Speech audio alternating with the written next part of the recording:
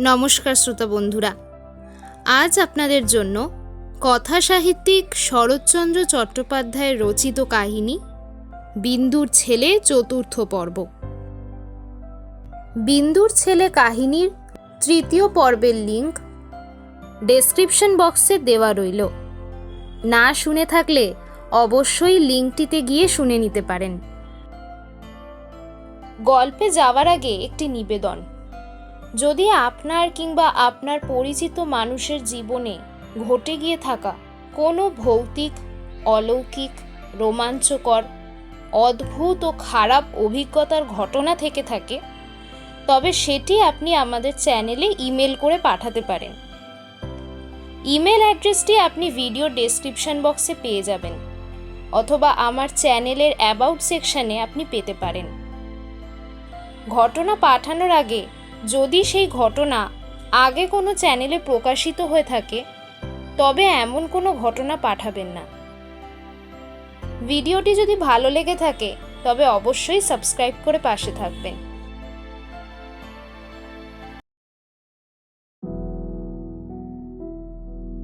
কয়েকদিন হইতে নূতন বাটিতে জিনিসপত্র সরানো হইতেছিল। কাল সকালেই উঠিয়া যাইতে হইবে। যাদব ছেলেদের লইয়া সে বাড়িতে ছিলেন। মাধব মোকদ্দমা উপলক্ষে অন্যত্র গিয়াছিলেন, তিনিও তাই ছিলেন না। ইতিমধ্যে বাড়িতে এক বিষম কাণ্ড ঘটিল। সন্ধ্যার সময় মাস্টার পড়াইতে আসিয়াছিল। কি মনে করিয়া বিন্দু তাহাকে ডাকাইয়া পাঠাইল। বলিল, কাল থেকে ও বাড়িতে গিয়ে পড়াবেন। মাস্টার যে আজ্ঞে বলিয়া চলিয়া যাইতেছিল। বিন্দু প্রশ্ন করিল, তা আপনার ছাত্রটি আজকাল পড়ে কেমন? মাস্টার বলিল, লেখাপড়ায় সে বরাবরই ভালো, প্রতিবারই তো প্রথম হয়। বিন্দু কহিল, তা হয়, কিন্তু আজকাল চুরুট খেতে শিখেছে যে। মাস্টার বিস্মিত হইয়া বলিল, চুরুট খেতে শিখেছে? পরক্ষণে নিজেই বলিল, আশ্চর্য নয়, ছেলেরা সমস্তই দেখাদেখি শেখে। কার দেখে শিখেছে? মাস্টার চুপ করিয়া রহিল। বিন্দু বলিল, ওর বাবাকে ও কথা জানাবেন। মাস্টার মাথা নাড়িয়া বলিল, এই দেখুন না, আজ 5-7 দিনের কথা, স্কুলের পথে এক উড়ে মালির বাগানে ঢুকে তার অসময়ের আম পেড়ে গাছ ভেঙে তাকে মারধর করে সে এক কাণ্ড করেছে। বিন্দু রুদ্ধ নিঃশ্বাসে বলিল, তারপর? উড়ে হেডমাস্টারকে গিয়ে বলে দেয়। তিনি 10 টাকা জরিমানা করিয়া তাকে তা দিয়ে শান্ত করেছেন। বিন্দু বিশ্বাস করিতে পারিল না, বলিল, আমার অমূল্য ছিল, সে টাকা পাবে কোথায়? মাস্টার কহিল, তা জানি না, কিন্তু সেও ছিল। এবারই নরেনবাবুও ছিল, আরো 3-4 জন স্কুলের বদমাস ছেলে ছিল। এই কথা আমি হেডমাস্টার মশাইয়ের কাছেই শুনেছি। বিন্দু বলিল, টাকা আদায়ও হয়ে গেছে? আজ্ঞে হ্যাঁ, তাও শুনেছি। আচ্ছা, আপনি যান। বলিয়া বিন্দু সেইখানেই বসিয়া রহিল। তার মুখ দিয়া শুধু অস্ফুটে বাহির হইল, আমাকে না জানিয়ে টাকা দিলে? এত সাহসে বাড়িতে কার? একে তাহার মন খারাপ, তাহাতে দিদির সহিত কথাবার্তা বন্ধ। তাহার উপর এই সংবাদ বিন্দুকে হিতাহিত জ্ঞান শূন্য করিয়া তুলিল। সে উঠিয়া গিয়া রান্নাঘরে ঢুকিল। অন্নপূর্ণা রাত্রির জন্য তরকারি কুটিতেছিলেন। মুখ তুলিয়া ছোট বউয়ের মেঘাচ্ছন্ন মুখের দিকে চাহিয়া দেখিলেন। বিন্দু কহিল, দিদি, তুমি এর মধ্যে অমূল্যকে টাকা দিয়েছ? অন্নপূর্ণা ঠিক এই আশঙ্কাই করিতেছিলেন। ভয়ে তাহার গলা কাঠ হইয়া গেল। মৃদু স্বরে বলিলেন, কে বললে? বিন্দু বলিল, সেটা দরকারি কথা নয়। দরকারি কথা সেই বা কি বলে নিলে, আর তুমি বা কি বলে দিলে? অন্নপূর্ণা নিস্তব্ধ হইয়া রহিলেন। তুমি চাও না না যে আমি তাকে শাসন করি, সেই জন্যই আমাকে লুকিয়েছ। অমূল্য আর যাই করুক, মিথ্যে কথা গুরুজনের কাছে বলবে না। তুমি জেনে শুনেই দিয়েছ, সত্যি কি না? অন্নপূর্ণা আস্তে আস্তে বলিলেন, সত্যি। কিন্তু কিন্তু এইবারটি তুই তাকে মাফ করব, আমি তার হয়ে মাপ চাইছি। বিন্দুর বুকের ভিতর পুড়িয়া যাইতেছিল। বলিল, একটিবার, আজ থেকে চিরকালের জন্যই মাপ করলুম। আর বলবো না, আর কথাও কইব না। সে যে এমনি করে চোখের সামনে একটু একটু করে উচ্ছন্নে যাবে, তা সইতে পারবো না। তার চেয়ে একেবারেই যাক। কিন্তু তোমার কি আস্পর্ধা? হ্যাঁ? শেষ কথাটা অন্নপূর্ণাকে তীক্ষ্ণভাবে বিঁধিল। তথাপি তিনি নিরুত্তরে বসিয়া রহিলেন। কিন্তু বিন্দু যত বকিতেছিল, তাহার ক্রোধ উত্তরোত্তর ততই বাড়িতেছিল। সে পুনরায় চেঁচাইয়া বলিল, সব কথায় তুমি ন্যাকা সেজে বলো এইবারটি মাপ কর, কিন্তু দোষ তার তত নয় যত তোমার। তোমাকে আমি মাপ করব না। পাটির দাসী চাকরেরাও আড়ালে দাঁড়াইয়া শুনিতেছিল। অন্নপূর্ণারা সহ্য হইল না। তিনি বলিলেন, কি করবি? ফাঁসি দিবি? বন্যিতে আহুতি পড়িল। বিন্দু বারুদের মতো জ্বলিয়া উঠিয়া বলিল, সেই তোমার উপযুক্ত শাস্তি। নিজের ছেলেকে দুটো টাকা দিয়েছি, এই তো অপরাধ? কি কথায় কি কথা আসিয়া পড়িল। বিন্দু আসল কথা ভুলিয়া বলিয়া বসিল, তাই বা দেবে কেন? নষ্ট করবার টাকা আসে কোথা থেকে? অন্নপূর্ণা বলিলেন, টাকা তুই নষ্ট করিস নে? আমি করি আমার টাকা, তুমি নষ্ট করো কার টাকা শুনি? অন্নপূর্ণা এবার ভয়ঙ্কর ক্রুদ্ধ হইয়া উঠিলেন। তিনি নিঃস্ব ঘরের মেয়ে ছিলেন। মনে করিলেন বিন্দু সেই ইঙ্গিতই করিয়াছে। দাঁড়াইয়া উঠিয়া বলিলেন, তুই না হয় মস্ত বড় লোকের মেয়ে, কিন্তু তাই বলে আর কেউ যে দুটো টাকাও দিতে পারে না, সে অহংকার করিস নে। সে অহংকার আমি করিনি, কিন্তু তুমিও ভেবে দেখো, একটা পয়সাও দিতে গেলে তুমি কার পয়সা দাও? অন্নপূর্ণা চেঁচাইয়া উঠিলেন, কার পয়সা দি? তো যা মুখে আসে তুই তাই বলিস? যা, দূর হয়ে যা সামনে থেকে। বিন্দু বলিল, দূর আমি রাত পোহালেই হব, কিন্তু কার পয়সা খরচ করো সেটা দেখতে পাও না? কার রোজগারে খাচ্ছ পড়ছো সেটা জানো না? হঠাৎ কথাটা বলিয়া ফেলিয়া বিন্দু স্তব্ধ হইয়া থামিল। অন্নপূর্ণার মুখ সাদা হইয়া গিয়াছিল। তিনি ক্ষণকাল নির্নিমেষ চোখে ছোট বউয়ের মুখের প্রতি চাহিয়া বলিলেন, তোমার স্বামী রোজগারে খাচ্ছি পড়ছি, আমি তোমার দাসী বাদী, আর উনি তোমার চাকর বাকর। এই না তোর মনের কথা? তা এতদিন বলিসনি কেন? তাহার ওষ্ঠাধর বারংবার কাঁপিয়া উঠিল। তিনি দাঁত দিয়া অধর চাপিয়া ধরিয়া এক মুহূর্ত স্থির থাকিয়া বলিলেন, কোথায় ছিলি ছোট বউ, যখন ছোট ভাইকে পড়াবার জন্যই ও দুকানি কাপড় একসঙ্গে কিনে পড়েনি? কোথায় ছিলি তুই যখন গড় পুড়ে গেলে গাছতলায় একবেলা রেঁধে কে এই পৈতৃক বিটেটুকু কাড়া করেছিল? বলিতে বলিতেই তাহার দুই চোখ দিয়া দর দর করিয়া জল ঝরিয়া পড়িল। আঁচল দিয়া মুছিয়া ফেলিয়া বলিলেন, ও যদি জানতো তোদের মনের কথা, কখনো এমন আপিংকে চোখ বুজে উকর নল মুখে দিয়ে আরামে দিন কাটাতে পারতো না। সে লোকও নয়। ওকে জানে তো স্বামী, ওকে জানে স্বর্গের দেবতারা। আজ আমার জুতো করে তুই তাকে অপমান করলি। স্বামী অভিমানে অন্নপূর্ণার বুক ফুলিয়া ফুলিয়া উঠিতে লাগিল। বলিলেন, ভালোই হলো জানিয়ে দিলি। সতী আত্মহত্যা করেছিল, আমিও দিব্যি করছি।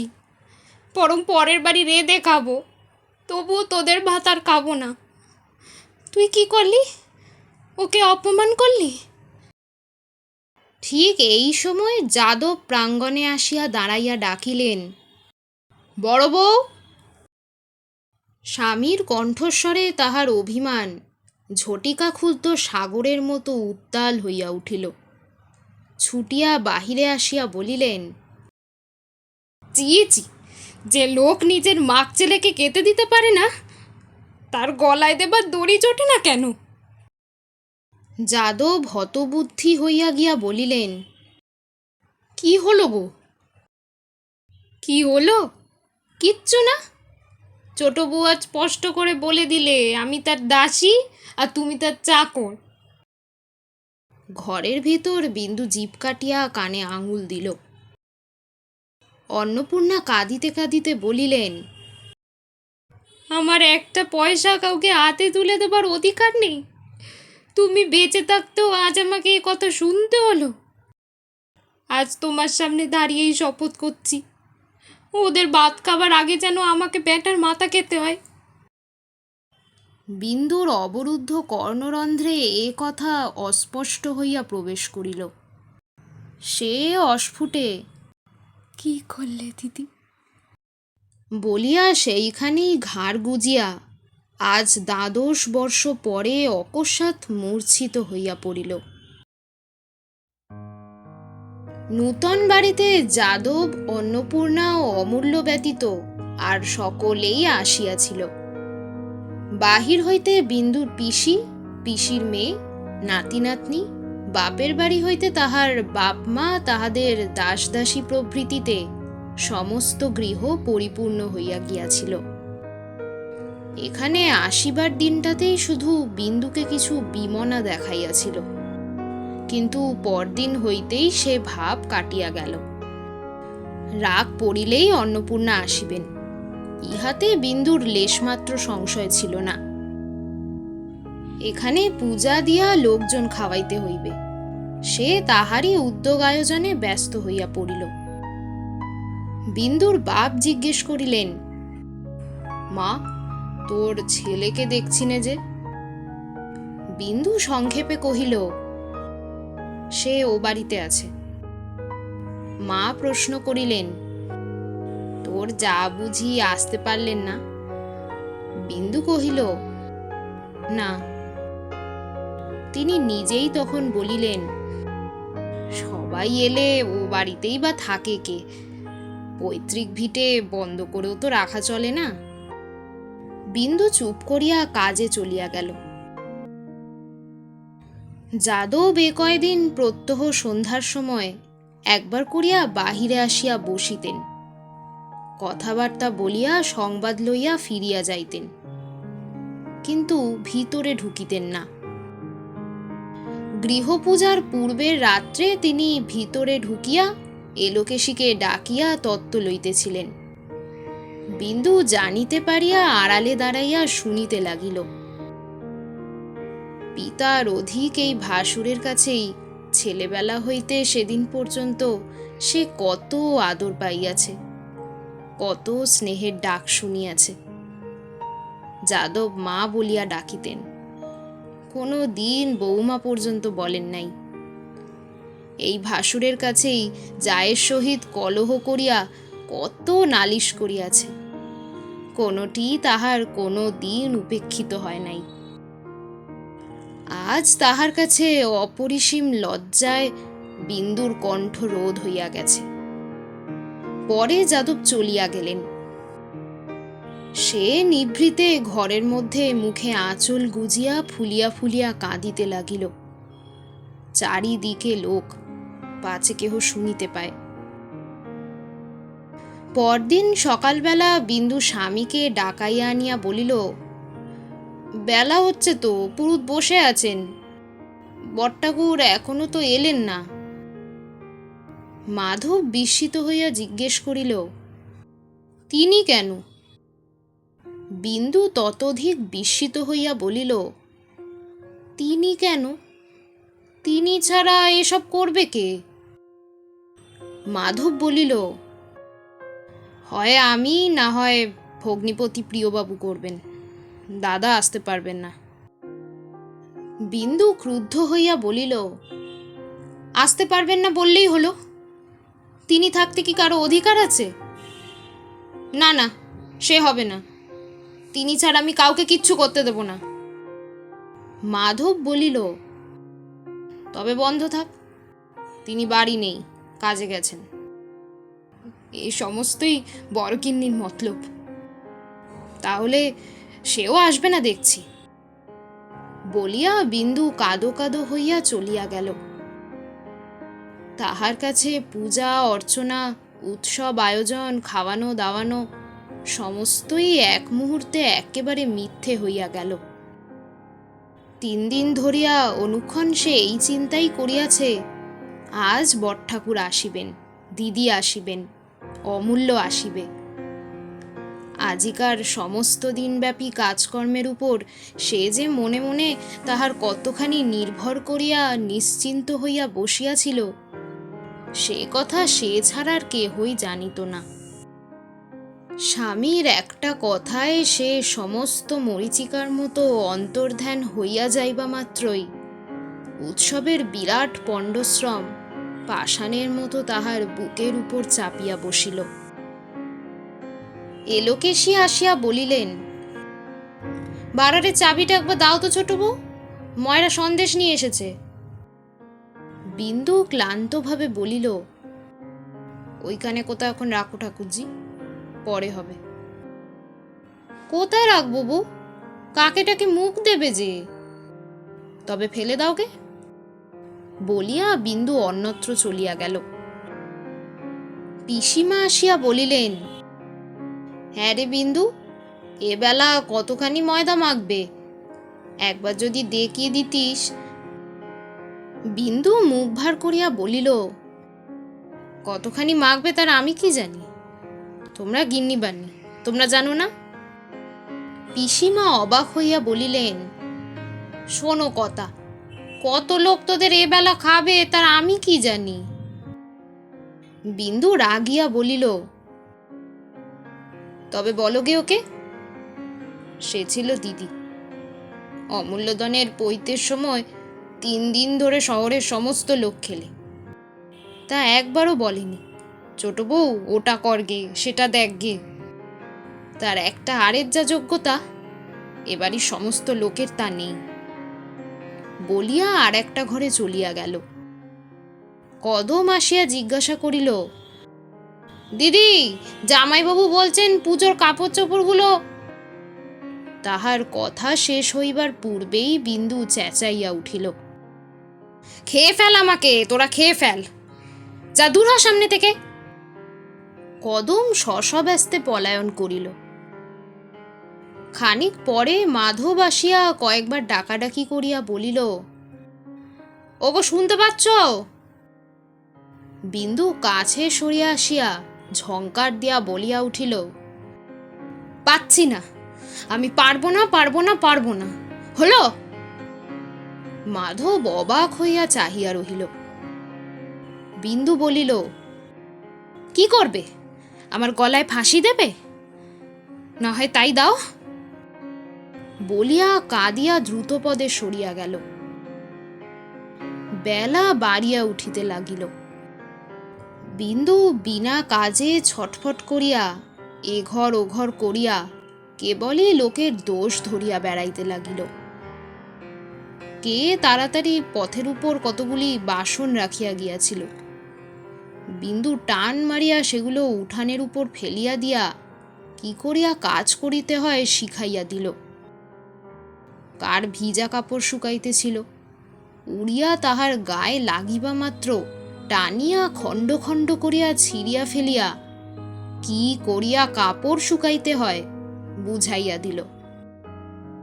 যে কেহ তাহার সামনে পড়িল সেই সব ভয়ে পাশ কাটাইয়া দাঁড়াইল। পুরোহিত বেচারা নিজেই ভিতরে আসিয়া বলিলেন, তাই তো, বেলা বাড়তে লাগলো, কোনো বিলি ব্যবস্থাই তো দেখি নে। বিন্দু আড়ালে দাঁড়াইয়া কড়া করিয়া জবাব দিল, কাজকর্মের বাড়িতে বেলা একটু হয়। বলিয়া আর একটা বাসন পা দিয়া ছুঁড়িয়া ফেলিয়া দিয়া আর একটা ঘরের মেঝের উপর নির্জীবের মতো বসিয়া রহিল।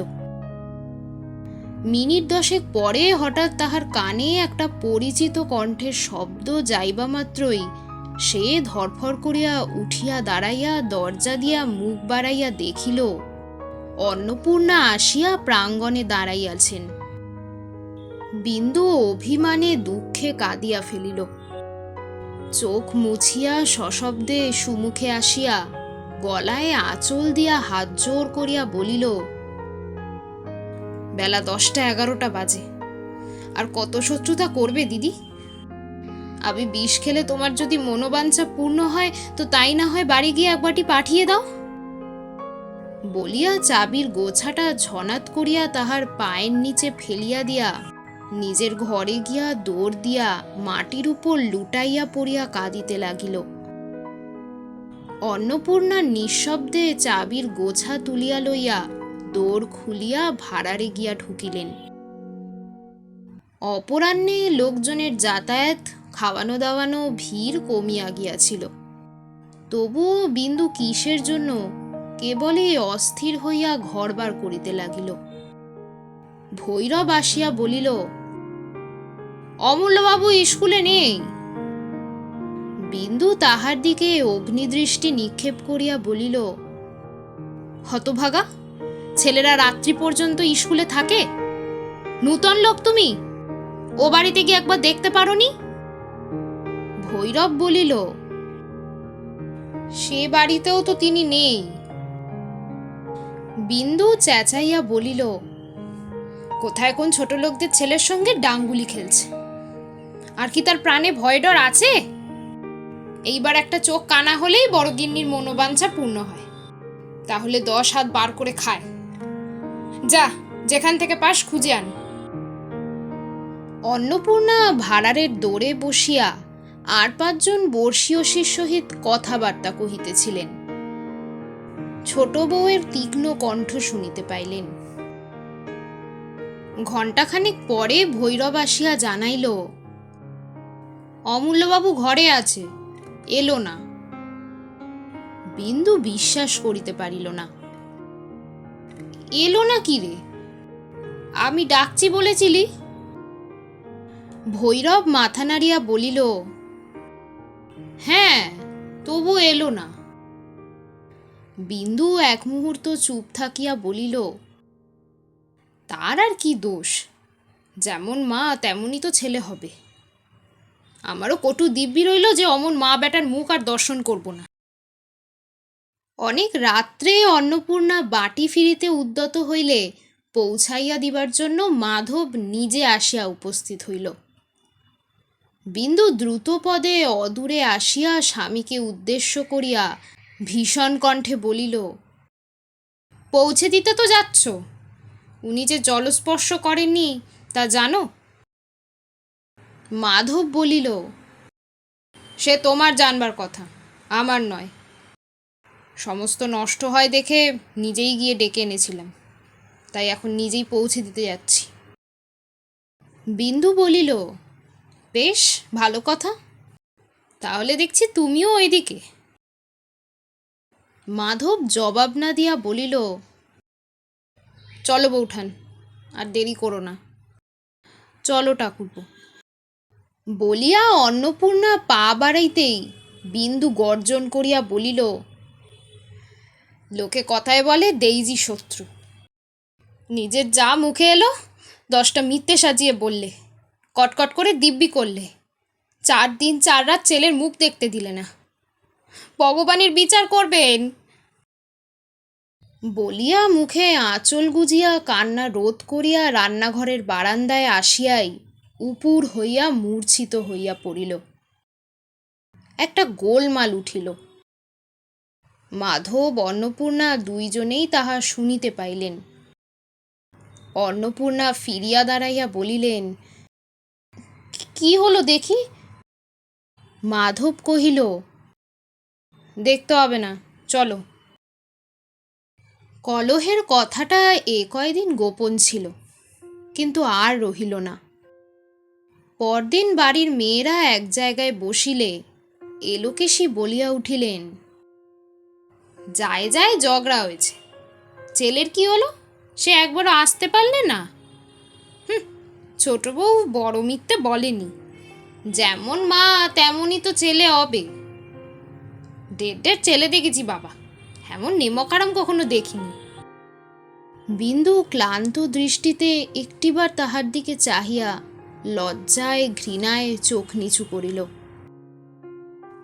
এলোকেশী পুনরায় কহিলেন, তুমি ছেলে ভালোবাসো ছোট বউ?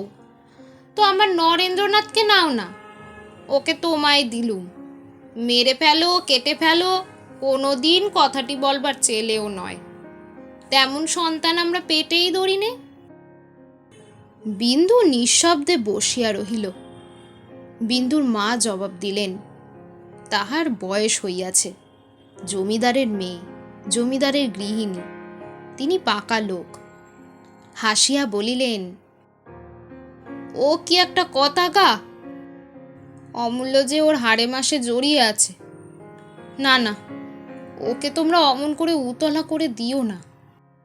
বিন্দু, তোদের ঝগড়া দুদিনের মা, তাই বলে ছেলে কি তোর পর হয়ে যাবে? বিন্দু ছলো ছলো চোখে মায়ের মুখের দিকে চাহিয়া চুপ করিয়া বসিয়া রহিল।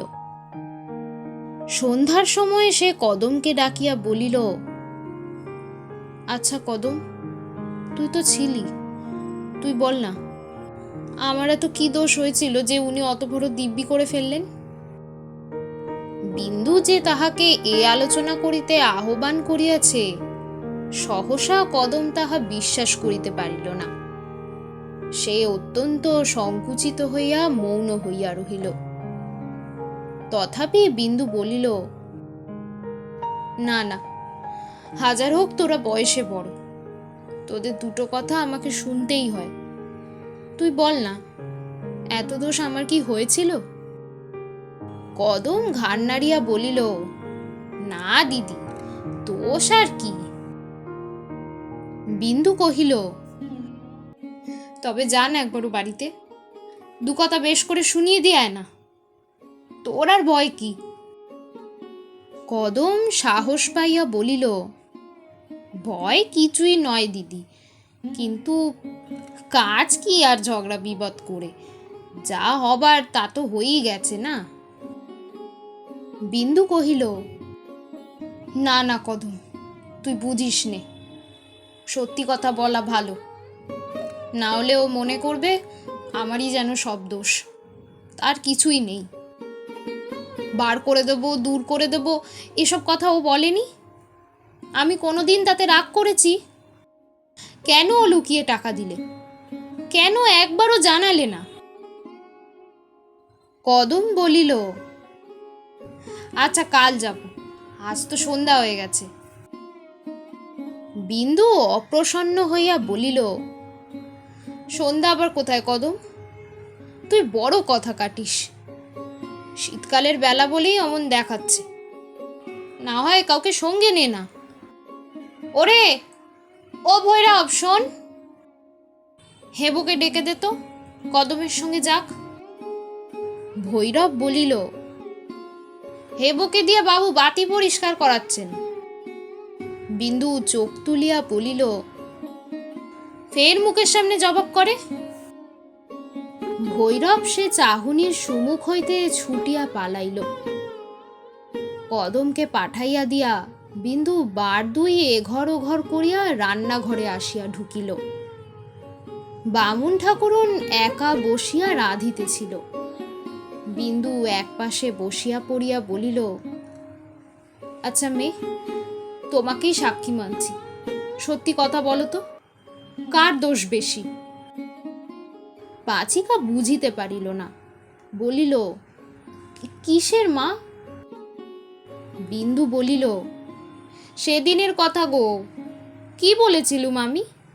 শুধু বলেছিলুম, দিদি অমূল্যকের মধ্যে টাকা দিয়েছ? কে না জানে ছেলেদের হাতে টাকা কড়ি দিতে নেই। বললেই তো হতো, অমূল্য কান্নাকাটি করেছিল তাই দিয়েছি, চুকে যেত। এতে এত কথাই বা ওঠে কেন? আর এমন দিব্যি বা দিতে হয় কেন? 5টা ঘটি বাটি একসঙ্গে থাকলে টোকাটুকি লাগে।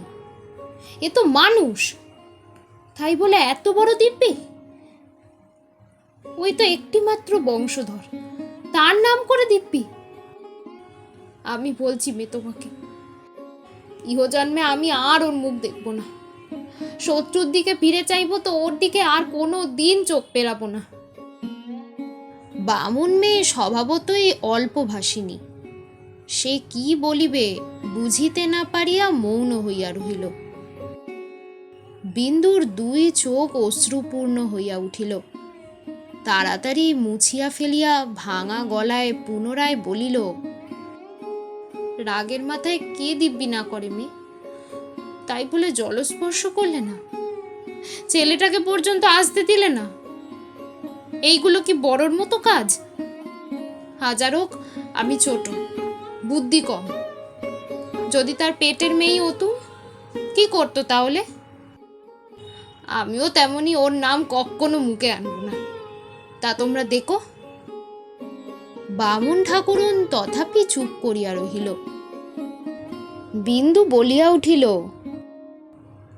আর ওই দিব্যি দিতে জানে? আমি জানি নে।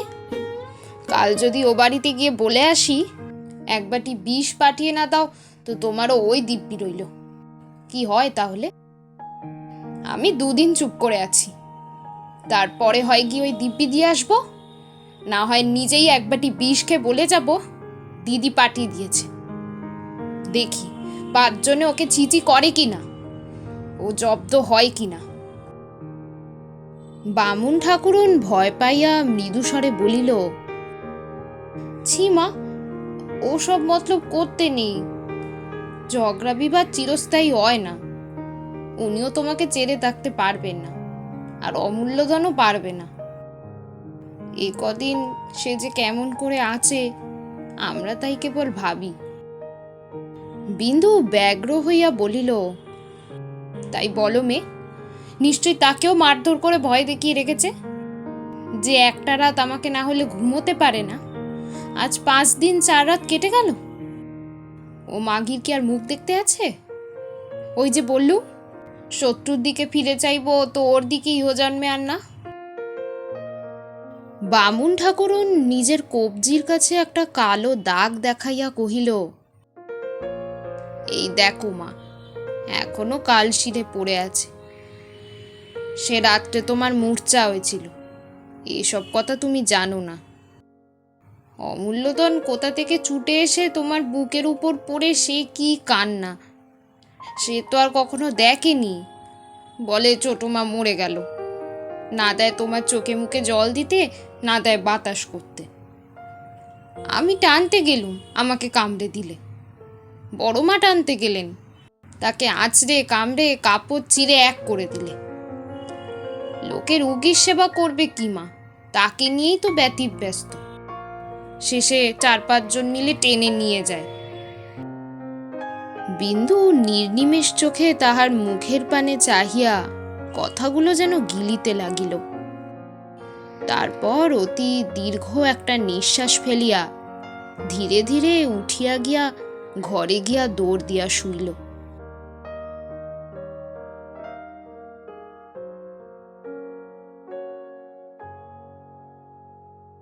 কেমন লাগলো আজকের পর্ব? ভালো লেগে থাকলে ভিডিওটিতে একটি লাইক করবেন। বিন্দুর ছেলের 5ম পর্বটি আসবে সামনের রবিবার। 5ম পর্বটি শোনার জন্য অবশ্যই সাবস্ক্রাইব করে পাশের বেল আইকনটি অন করে রাখবেন। ধন্যবাদ।